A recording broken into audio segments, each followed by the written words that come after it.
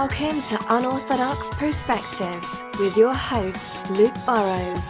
I think like your mission, your vision, your purpose, your passion, it's all interlinked. And Leroy Mabonga. Discipline is the first step to control. All right, guys, welcome to episode 21 of Unorthodox Perspectives. Really looking forward to today's episode. As you can see, Leroy's not here at the moment, but he should be with us really, really soon. Instead, we have our guest today, Robert Wigley, joining us. Robert, thank you so much for coming on the show. Pleasure. Really looking forward to it. Yes, absolutely. So, guys, we're going to pretty much base this conversation around, I don't know if you can see it, the book in the background. So if you're watching on YouTube, you should be able to see Robert's book in the background. And if you're listening on the podcast, just go and check out the YouTube episode. But we're going to be basing the conversation today around Robert's new book, which is Born Digital. And I'm really looking forward to diving into this. Robert, before we do so, we'd love to kind of learn more about who is Robert, like what you do, and then we can dive into the book, and hopefully then Leroy will be here as well. Sure. So I spent 25 years in the banking industry, working up to my last job, which was being chairman of Merrill Lynch for Europe. I had 9,000 people in 23 countries and a balance sheet of about $500 billion of assets. And I was on the board of the Bank of England during the financial crisis. Then 10 years ago, I left and I started backing young entrepreneurs in cutting edge technology businesses. That's what I pretty much do today, although I do have one kind of bigger public job, which is chairing something called UK Finance, which is an organisation which represents the UK financial services industry.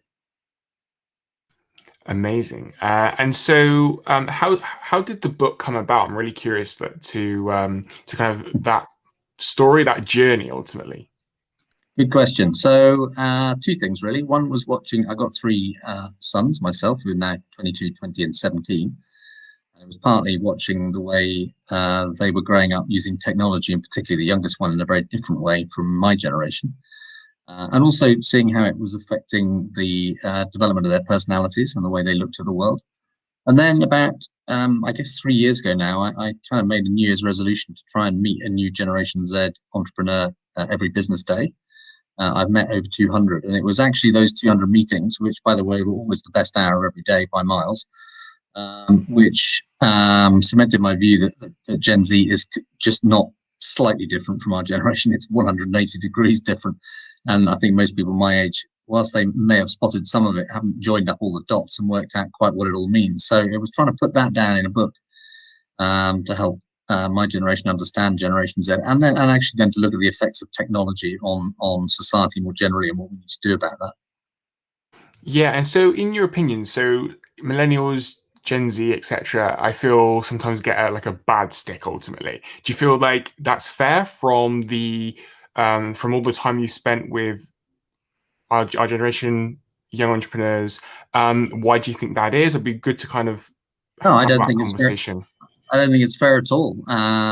Firstly, it would be hypocritical because most millennials are almost as bad, if any of it is bad. We'll come to that in a minute. I think we're all distracted by our devices, however old we are, if we have devices, right? It's just that for Gen Z, they've never known a time when there wasn't a device, so they're perhaps slightly more glued to them than earlier generations. But what I have learned is that all screen time is not equal, and all users are not equal. So we know that your generation spends sort of, depending on which survey you look at, between 7 and 11 hours a day looking at screens of one type or another, whether it be mobiles or gaming consoles, laptops or TV screens. And the truth is, if you spent all of that time educating yourself in a very dedicated way at school, online, and not, by the way, at the same time sort of using 3 messaging systems or playing a game on the side or watching Netflix out of the corner of your eye, or if you just watched a film, for part of that time, or indeed if you were gaming maybe for an hour or two a day, all of that's probably fine. What's not good is if someone spends 5 hours a day plus gaming. It's not good if they spend the last 3 hours before they go to sleep chilling and scrolling through social media in a fairly random way, because social media is a negative place for a lot of people. And that leads you to the second point, which is all users are not equal. So all screen time is not equal. Some is good, some is less good, some is quite bad.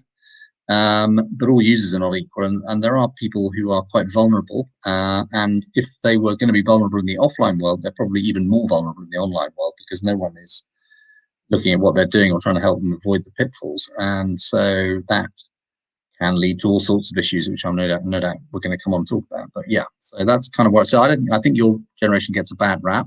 One of the other authors in this area has a very interesting angle, saying that basically your generation are the pioneers.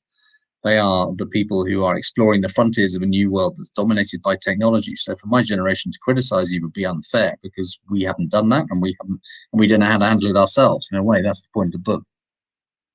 Yeah, absolutely. And so for me, like, I've tried to really use like tech as a tool, So for example, when I was kind of getting more into entrepreneurship and that, a lot of my friends and people I grew up with just thought I was crazy ultimately, and completely on different paths, and that's absolutely fine. And so I've tried to use it to connect with more like-minded people, more people who are also in business, in entrepreneurship, who are maybe invested in their personal growth, who are I guess overall, if I have to sum it up, like more like-minded, and so that's kind of like how I see it, is our devices as tools, and we can use them, as you said, for good things and also for bad things. Is that so? When you're talking to a lot of young people, is that what you found? Like, some were using it for maybe for good things, and others maybe not so much. Yeah, I mean, listen, everyone is different, and you're, I would say, not in the nicest and most positive sense, not typical of your generation, right? So here you are doing a podcast, you're an entrepreneur. I mean, a lot of people don't have that degree of self-starting imagination, creativity, positivism. I can't even say, the word I'm trying to say. So for a lot of people, let's say the more average person who's not doing that, they are spending a lot of time typically on gaming and social media, possibly on porn. And these three things together are really not a pretty toxic cocktail, to be honest. And people do get addicted to them. And when they get addicted, all sorts of unpleasant things happen. And the truth is, when you look back over 10 years, just at the time that these technologies have become ubiquitous in all our lives, but particularly for Generation Z. And look, there's lots of benefits from technology. I'm not criticizing technology per se. So it's transformed the way we shop, the way we work, the way we inform ourselves, the way we educate ourselves, the way we get jobs, the way we start, build, and run a business, the way we enter into politics or religion. It's literally every aspect of our lives. Technology has transformed. But during that same 10-year period, so rates of adolescent loneliness, unhappiness, anxiety, depression, and then sadly, as you go further up the extreme, self-harm and suicide have gone up very substantially. And whilst I'm not suggesting, and indeed the academic evidence doesn't support, that this is entirely technology's fault, clearly technology, through facilitating this addiction to social media, gaming, porn, and other what I call the negative factors, is having an influence. And so my book was an attempt to try and understand that link and what we might do about it. Yeah, this might sound a bit of a weird question, but do you feel like, okay, so tech definitely has an impact, but also maybe like parenting does as well, ultimately? Of course. So one of the fascinating things, and I'm guilty of this as the next person, is that as parents, we tend to involve ourselves predominantly in our children's offline lives. So, I might say to my kids, what have you been doing today? And they probably would answer by saying, well, I met Harriet and we played tennis in the park, or, I bumped into John and we went for a drink, right? What I don't tend to say, but I probably should find a way of asking, is, so in the 3 hours that you were on Snapchat and Instagram between 11 p.m. and 2 a.m., rough, kind of without prying, just exactly who roughly were you talking to? What kind of things did you talk about? What were you looking at? And what kind of issues came up? Now, that sounds to our generation like it's an intrusion. I actually think many in your generation, because they don't really see a distinction between the online and the offline world, they wouldn't actually see that particularly as an intrusion. Just your life. It's just a different time of the day of your life. But we don't tend to do that. So it is really about our generation getting a bit more involved in the online space, understanding what you're doing, and then trying to help you in an informed way, not in a sort of police and restrict way, to help you to understand some of the potential pitfalls.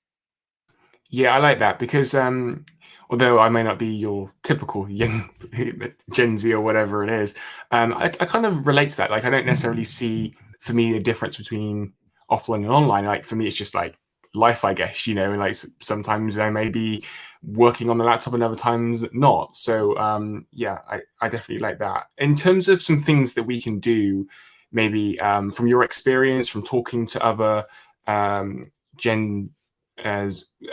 our generation, Gen Zers, yeah, Zers, yeah. Yeah, what is there any boundaries we can put in place? Like, from your experience, what are some of the things that we can do if people who are listening to this, yeah, are listening to this and be like, oh yeah, sometimes I am on the Xbox for a bit too long. So most mobiles and indeed gaming consoles offer you a feedback service on how much you're using them if you set it up, right? So Xbox, for example, which is obviously one of the biggest, has a reporting service where, you know, just once a week it would tell you, so this was your weekly consumption. And most people, when they look at their either the daily consumption of mobile phone services or gaming consoles, are pretty shocked by how much time they've spent there. So number one is just being informed about what you're doing. Then, so what I don't like is the parental controls. Right? I don't like the idea of a device having software that snitches to your parents, because I think that sets up tension. Indeed, you know, I would say the central tension in many households today is already parents whining about their children spending too much time on screens without really understanding what it is they're doing when they're on screen, because some of it can be good, as I said, and some of it bad. So that tension, we don't need that exacerbated. What we need is a bit more information. So what is much better is some of the empowering software devices. So there's an app on the BBC called Own It, which is designed for younger children and young adolescents. And basically what that does is it sits on the keyboard. You download the app, it sits on the keyboard of your phone. And without anything leaving the phone, it's sort of monitoring what you're doing. Now, let's supposing you suddenly start typing a message with a particularly unpleasant expletive in it, or you are about to send a body image to someone. It won't stop you, but what it will do is just go, hey, I can see you're about to send an image. Do you really know this person well enough? Do you actually want that image to be stored by them? And here are some reasons why you might want to think about that. So it'll educate you about revenge porn or whatever, right? Or in the case of an expletive, you know, look, you might be applying for a job in a while, and someone might have recorded the fact that you use this language. You know, could they use that against you? It just pauses you, makes you think for a minute about what you're doing, and informs you as to why that may not be a good course of action. It doesn't stop you, and it certainly doesn't snitch to your parents. I like that kind of software because I think that's empowering and it's educational, as opposed to what as I said, the sort of police and restrict, which is the way a lot of parents approach these things, and a lot of the parental control software is set up. Yeah, yeah, I definitely. If you take that into gaming, I mean, it would be things like warning you about loot boxes, warning you that some of the people you might be talking to, if they're not in your contacts, may not be who they seem to be. They may not be the age they pretend to be. You know, it's that kind of educational stuff. Yeah, I really like that. So with the phone thing, I actually have. So yeah, I get the reports, but also on my phone, because I have an iPhone. You can also like lock apps. So I have like a time thing ultimately where all the certain apps that like social media, etc. They kind of, I think it's like unlock at like 9 a.m. and lock at like, I don't know, 8 p.m. etc. And so I found that useful ultimately, and just like trying to, I guess, like take back control. I guess like take back that power and be like, okay, what can I do in that's in my control ultimately. Some countries in the world, they have such serious gaming addiction problems that they actually ban internet use for gaming between midnight and 6 a.m. It's actually illegal to use the internet for that purpose, and parents can be prosecuted if their children are found gaming during that period. But that's in places like South Korea, in Japan, and China, where they have very severe gaming addiction issues in their adolescent population. But generally, you're right. The devices that have programs that enable you to monitor what you're doing and how much you're doing it is good. And the other thing is just basic stuff, like most people only have 5 or 6 apps on their front screen, right? So let's keep that to the things that wouldn't distract you away and aren't important. So let's keep email on there, let's keep your WhatsApp there, but let's not have Instagram, Snapchat, and TikTok on there, because you just won't be able to resist. If a notification comes up on your front page, you're going to go for it. I mean, everyone does. They're designed to be addictive. These devices are designed to be addictive. The apps are designed to be addictive. You know, the bars, the notifications are all designed to be, they're colored, they're noisy, they're designed to attract your attention, and they do distract you. So take some of that distraction away by putting it on the second page, and then saying to yourself, okay, well, basically I'm only going to go to Instagram for an hour a day, and it's going to be in the evening. I'm not going to look at it the rest of the day. Or if you can really be disciplined, you know, obviously come off some of these things. Do you really need all 3? Could you do with one of them? Make one of them your primary platform, and then weed yourself off the others. So there are all sorts of very practical things you can do, but it does require quite a lot of discipline. And the truth is that if you've got on one side of the screen a sort of semi-developed adolescent brain, on the other side of the screen you've got 100 of the world's best neuroscientists paid a fortune to keep you addicted. I mean, it's not difficult to work out who's going to win that fight, right? And that's the problem, right, which leads you ultimately probably to needing more regulation. Yeah, definitely. I mean, one of the things that I actually done a little while back was so I'm on kind of the most platforms, but I removed the apps. So that means if I have to go on the platforms to like check anything. So you use Twitter as an example, which is at age like I don't know 2014 was just doing my head in. So delete the app off my phone. But, you know, sometimes I still may want to go on Twitter for whatever reason. I actually found it good for football news, but that's a completely different story. So like, but then I would have to, you know, log on the laptop and type it in. So I kind of found that more just, I don't know what it was. It's a deterrent. It's a deterrent. Yeah, exactly. Like I found it, I guess it's like those extra steps in place that actually can I really be bothered? Like, is it really important? I checked it in. No, like I'll go and get back to work or like focus on something else, or whatever it is. So yeah, I think putting things like that in place is really important.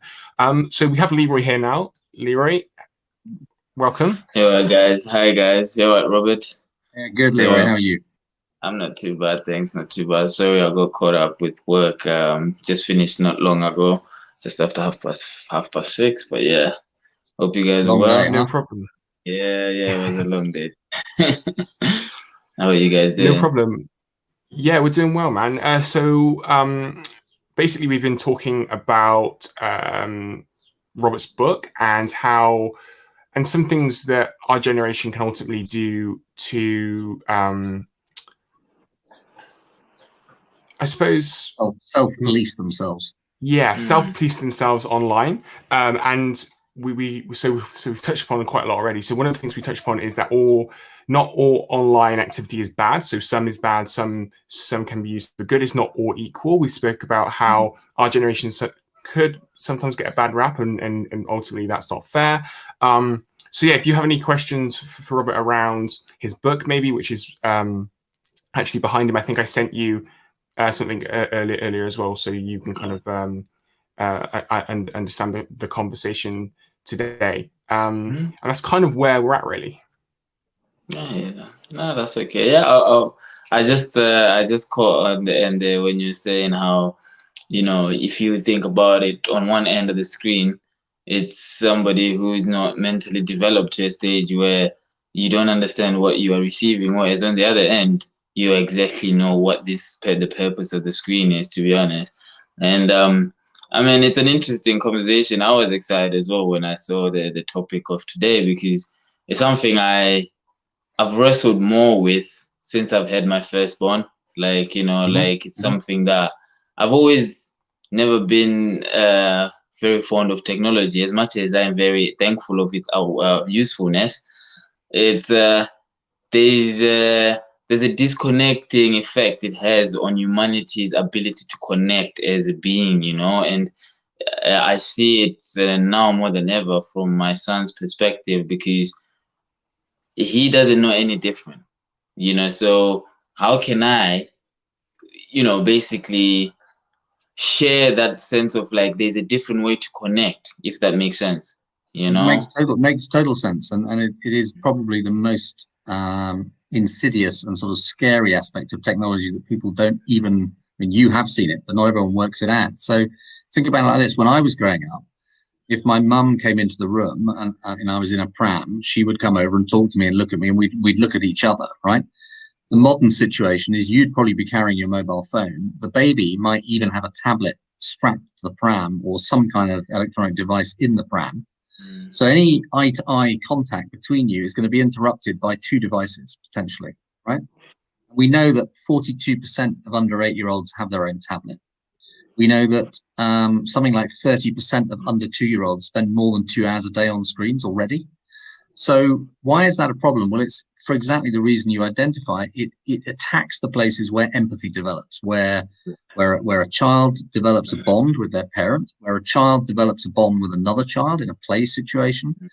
And think about mutual eating at the table. When we grew up, having meals around a table as a family, that sadly is on the decline. And even when people do eat together, they very often, it's constantly interrupted by people using their phones. So all the places when I was growing up where the parental bond developed and peer group bonds developed are systematically, not intentionally, but systematically attacked by technology. And that, I think, is the issue. And it maybe explains why society is now more polarized than it's been at any point in history, because people are not building the empathy and the real physical, personal, eye-to-eye, face-to-face contact that they did. And now it's interrupted by these machines. Yeah, so that sorry, Leroy, that was a question I actually wanted to ask, was like, because we spoke a lot about how us as users, Gen Zers, millennials, etc., can put things in place, whether that's boundaries. But from a parent perspective, and Leroy has much more experience here because I'm not a parent and I don't plan to be for a lot of the years yet, guys. But yeah, Leroy definitely is. And so I'm wondering, from like a parent's point of view, like how can we what can parents can do to educate themselves maybe on this? I mean, the short answer is read the book, but I mean, the better answer is keep the kid off a device as long as possible. I mean, the American Pediatric Association actually has published guidelines about the minimum age at which you should allow a child anywhere near different types of devices, what age and how many hours a day they should be allowed to watch. It's pretty constraining. And the reason for that is very simple, that in addition to this kind of issue about bonding with a parent and bonding with peers, your personality is developing, right up through your teens, not just in your single years ages. And so in my generation, we developed our personalities without any technology interference. Now you are what we call psychosocializing. So you're developing your personality in an online context. And the problem with that is is the access to age inappropriate content. I mean, all of us, right, know that from quite a young age, a lot of kids have access to a lot of material they shouldn't have access to. And particularly during, the young adolescent years, they're probably getting access to hate speech, to porn, to all sorts of sexual content, to aggressive behavior, cyberbullying. If you just look at the annual Ofcom survey that surveys teenagers, the results are really, really shocking. And so parents need to help kids understand when they go online what they may have access to, understand why it might not be helpful, and as I said earlier on, Luke, potentially get them to use apps which just cause them to pause before they go straight into the next website that's got horrendous content in it. That's really what's important. Leroy, do you have any questions or thoughts on that?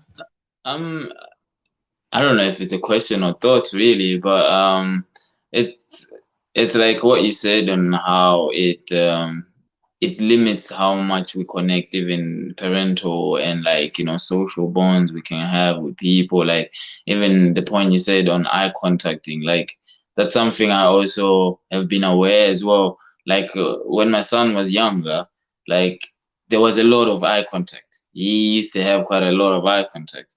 But as he has grown now, you can see the difference. Like even I've had to be more on that guard of like connecting with him, like trying to have that connection for him to even, see eye to eye, to look at me in my eye, because there's this thing where, over time, it's like he can only look through to my eye for more than 2 seconds. Do you know what I mean? And for me, I feel like as you are connecting, or even when you're having a conversation with someone, it's very good to have eye contact, isn't it? They say. But if you think now, for me, that's where I'm saying, like, as a parent now, when you're thinking about it, how does that development, the trajectory of his development from that point onwards, it's not about today, it's about the trajectory. Where does that put him? Where does he stand by the time he's 15, 18?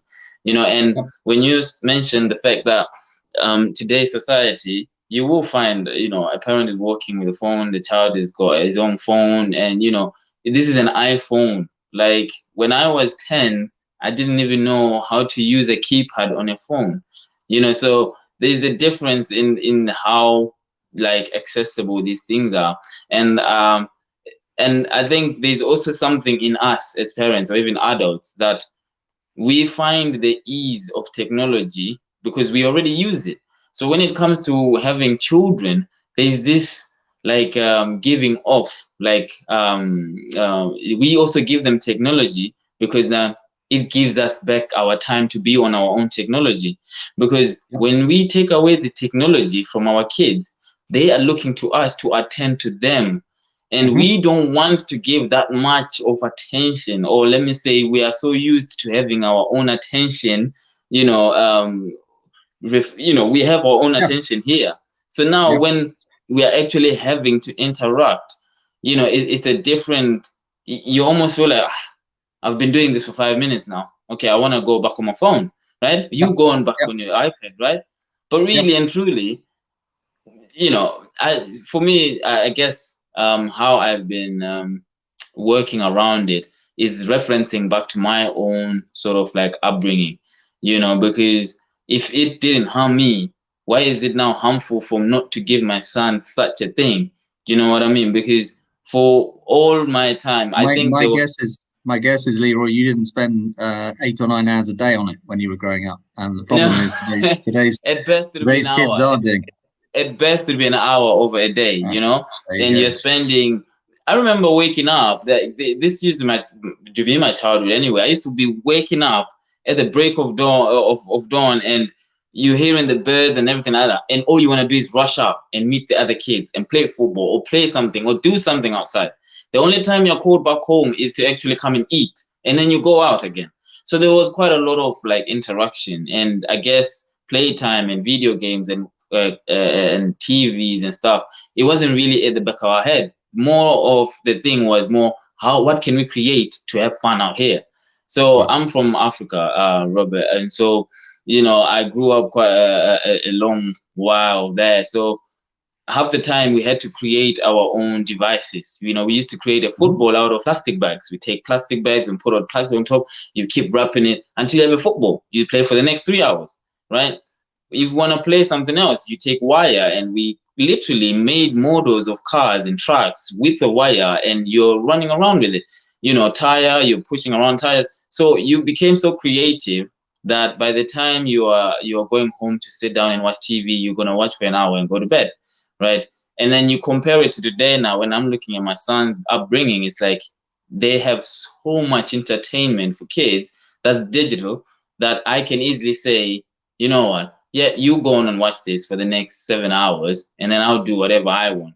But then I'm missing, like what you're saying. There's that very key aspect that we are now, like, letting go of, and that is the interaction that we have with our children.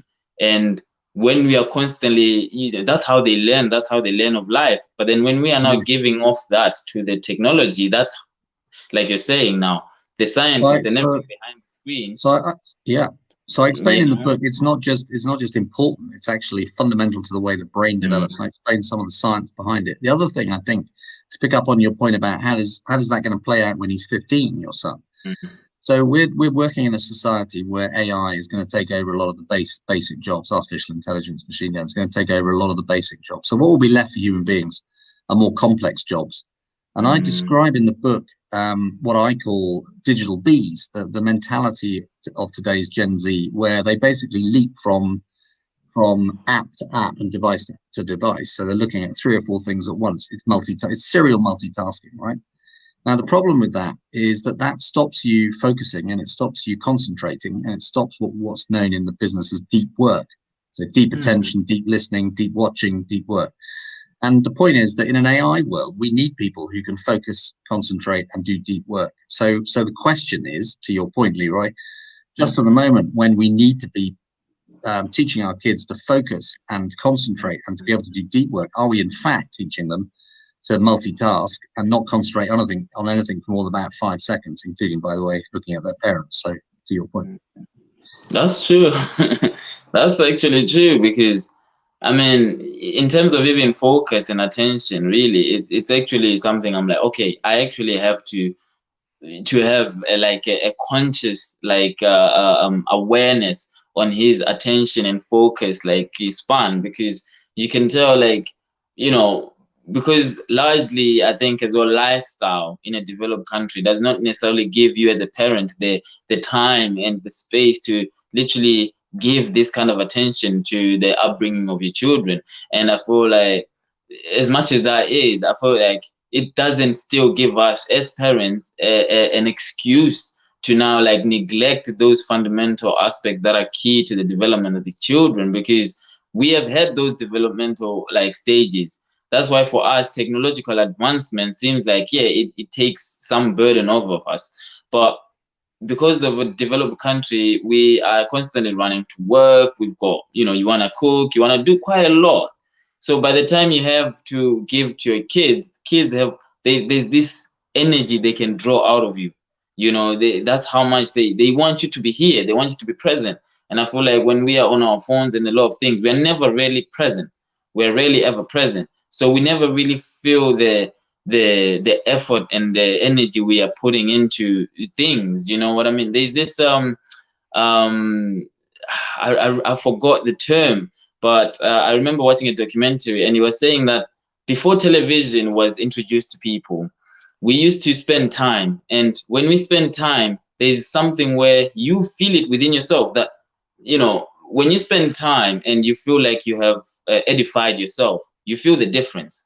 But when you watch TV, and after a couple of hours, as much as the time has flown, you still feel like you haven't gained much of self, if that makes sense, right? And the more time, there are a couple of things, I think. So one is one of the professors at MIT has an expression about which she says it's like being alone together. So you may actually be physically in a room, but you're not actually connected with the person that you're talking to, because you're not really focused on talking to them, where you're actually doing three or four things at once, most of it outside the room on your device.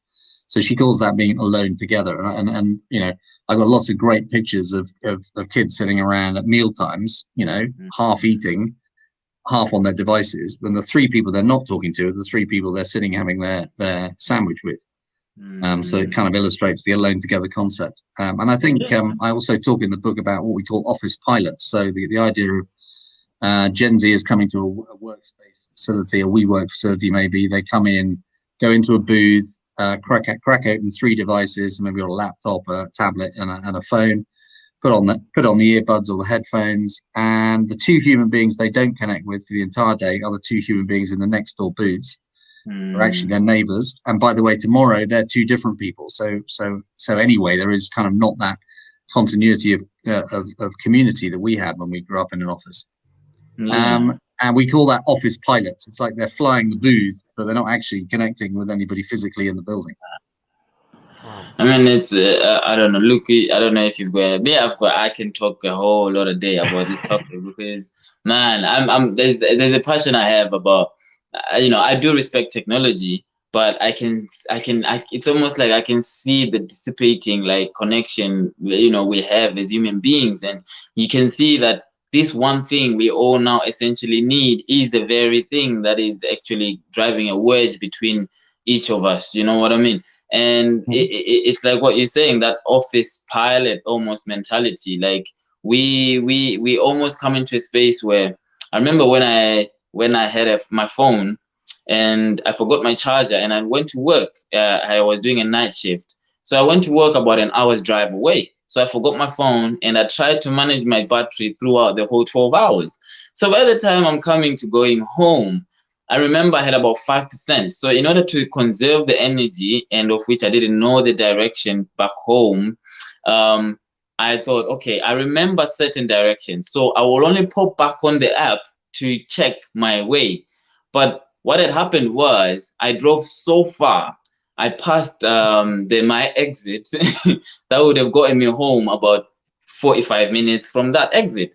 And I went so far, and I only realized they're thinking, whoa, I'm close to Leicester. I'm not supposed to be anywhere here, and this is when you panic, it strikes you like you're how alone you almost are, because I only have a vehicle, but even in that state, I couldn't transfer my monies, which was on my bank app.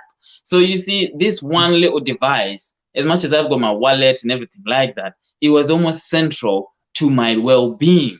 And Completely. God's grace, by that time, I remember I managed to transfer some money just before, but for about 20 minutes, I was driving around thinking, how am I going to even fuel up? Because I was running late, I was running low on fuel. And in order to get back to where I needed to go, I needed to drive about 30 miles. I only about 5 miles in my tank. So, it's situations like that. It really woke me up even that day. And I was like, wow, this little thing, this little device, and like what you're saying is that we are almost living our lives in that office autopilot.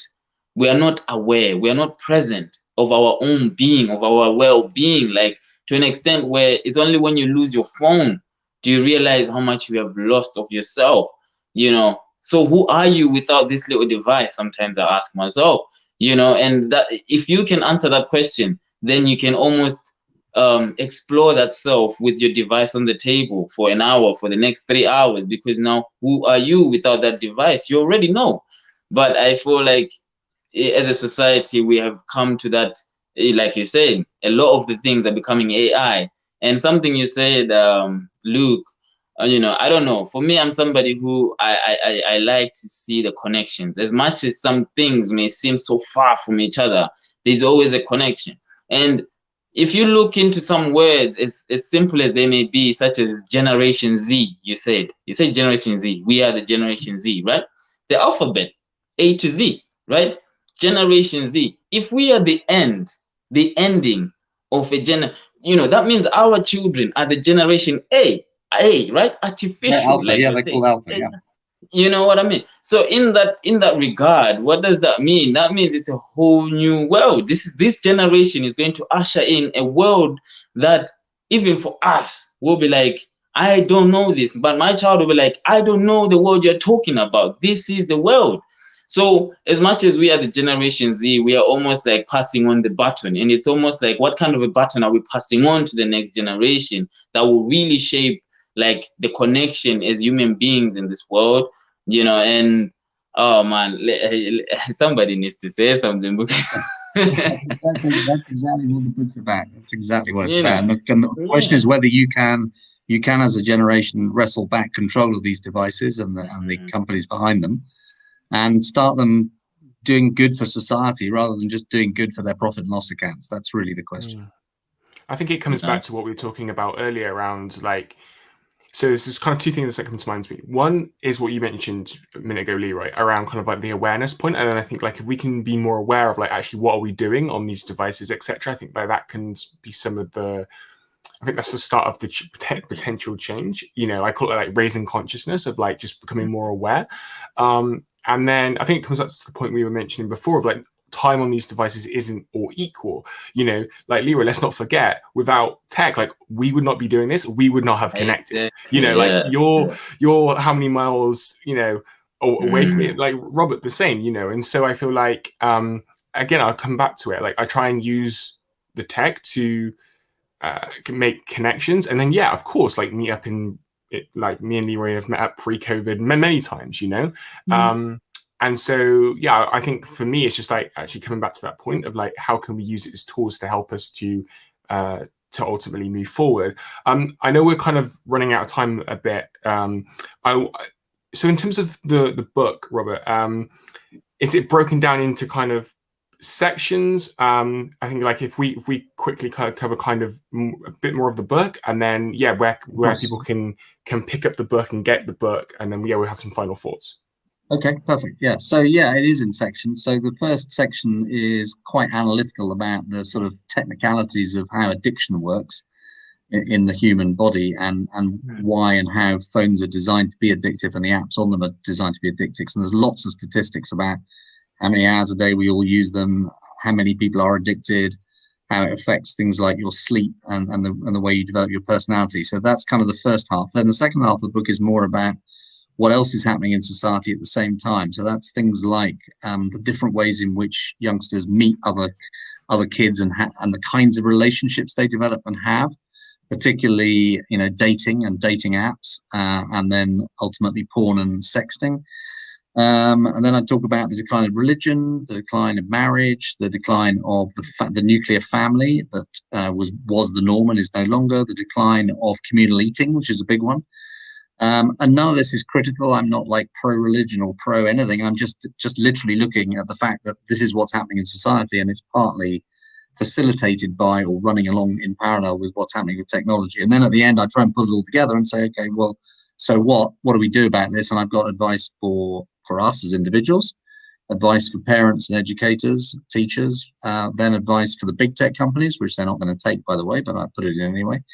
And then ultimately advice for governments saying, look, the only way ultimately to deal with some of this, you're going to have to regulate these companies more highly.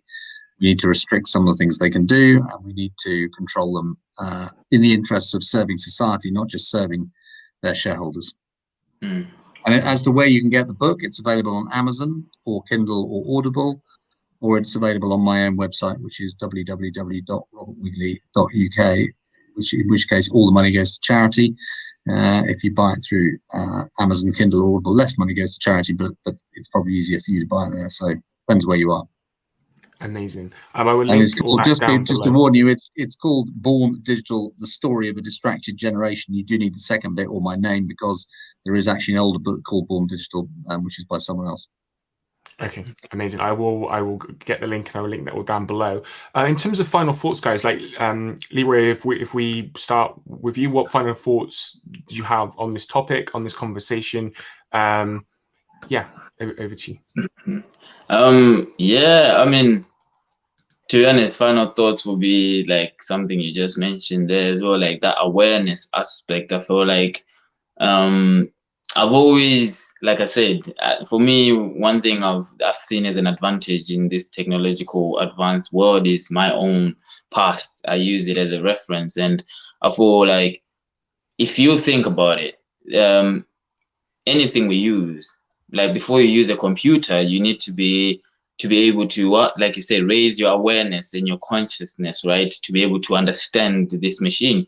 And I feel like when these technologies were coming into play, we had that hunger to learn and understand these technologies, but the creators have always been a step ahead of us. So in that advanced step they have ahead of us, we came to a point where we just let go of the learning, and we became more of consumers of how they just tell us, this is how it works, this is how you use it, and we just follow suit. And I feel like you said, if we come back again into that space of awareness, understand that this is your device. You are not, I don't know if I'm making sense, but it's your device. So understand how this is part of your life. How does it, like you said now, Luke, you see technology and you use it to connect with other people and stuff like that. Another person would look at all what you have and really see no purpose of it. Do you know what I mean? Except taking up a phone and just scrolling about. Do you know what I mean? But once you're scrolling, you're looking for others, you're connecting, there's a different way. So that awareness, I think the more we have on that and understand that it is us in use of this technology, and your mind is the highest intelligence there ever is. Only we need to be above it, not under it, if that makes sense. It makes total sense. It's about taking back control of your own attention. Yes. And you using the device for your own benefit, not allowing it to use you for the benefit of the person who's designed it. Yes, absolutely. That's it. Robert, do you have any final thoughts before we come to an end? No, I mean, just to say thanks so much for doing this. It's really important to get the word out. It's marketing a book in a pandemic is practically impossible. And Leroy, it was really good to meet you for the first time. Thank you. And look forward to meeting you guys in person when we can. And happy to take any questions from your listeners if they want to contact me through LinkedIn. Amazing. Yeah. So, guys, if you are listening or watching this episode, in the description there will be all types of links, but basically the links to connect with me, with Leroy, and with Robert, and the link to the book as well. Go and check that out. And yeah, once again, Robert, thank you so much for joining us today. It's been a pleasure. Pleasure. Thanks for having me. Thanks, Robert. Awesome. So, guys, we will be back next week. I will leave you with our outro. Hey guys, thank you so much for tuning into this episode of Unorthodox Perspectives. If you liked today's episode on the show, please subscribe and leave a comment below. All relevant links for today's episode of the podcast can be found in the description, so please check them out. And we will be back next week with another episode. Until then, have an awesome week.